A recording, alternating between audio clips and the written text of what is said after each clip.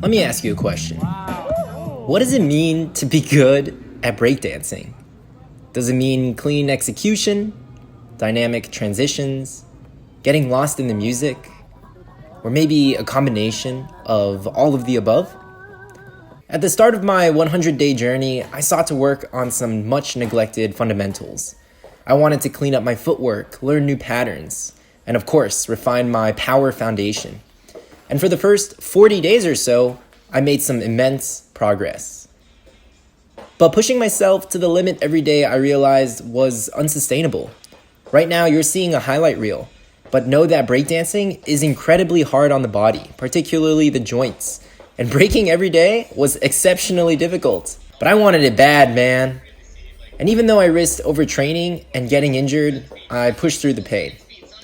Whether or not this was the right decision, I'm still not entirely sure, but what I do know is that I was hitting moves that I had never hit before.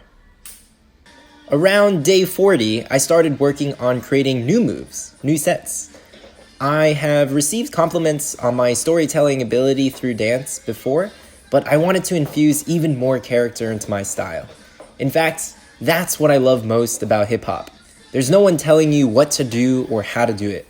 And for some, that might be scary, but for me, I find it empowering. In a maniacal world devoid of logic and reason, it's easy to feel powerless. I mean, especially in a year like 2020. But in my living room, man, top rocking around my homemade Home Depot floor, I was the master of my destiny. It was also around this time that I joined the Phil Wizard Patreon group. As part of the package, there were weekly battles judged by Phil himself. And while I personally don't find battling to be the most enjoyable part of breaking, I recognize that this would be a golden opportunity to receive feedback from quite literally one of the best breakers in the world. Engaging with other breakers over Zoom battles was, I kid you not, rocket fuel to my progress. After dancing alone for a while, it was great to feel like I was part of a community again. And it also wasn't long before my competitive spirit started to kick in. Of course, there were days when I wanted to quit, when my body was cursing me, but I told it to hush, settle down, just a few more reps, then you can lie in bed and binge watch My Hero Academia. You know, somewhere along the journey, I also started asking myself, why was I working so hard? What was this all for? And why did I care so much? Was I doing this for props? Was it because I wanted to be featured in Stan's top sets? Maybe.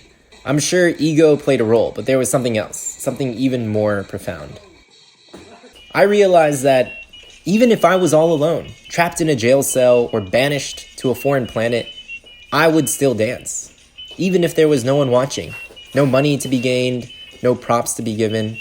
Hell, even if there was no music, I'd still break. Because for me, dance is not simply an escape from reality. It's a chance to enter an entirely new reality by myself, a place where I can dream and create and build and play and refine endlessly. Sure, it's nice to battle and be recognized and get Instagram likes, but what truly fulfills me at the end of the day is beating myself. I want a personal record every day. I want to be more creative than I was last week. I want to be a little cleaner. A little sharper. And this is why on day 100, I tortured myself. Oh my goodness. 106 steps on both sides. Are you kidding me? Followed by 190s and 100 2000s. I mean, if you told me a year ago that this would be my workout, I'd tell you that's simply impossible. But every day, I push myself to reimagine the impossible. That, my friends, is why we break.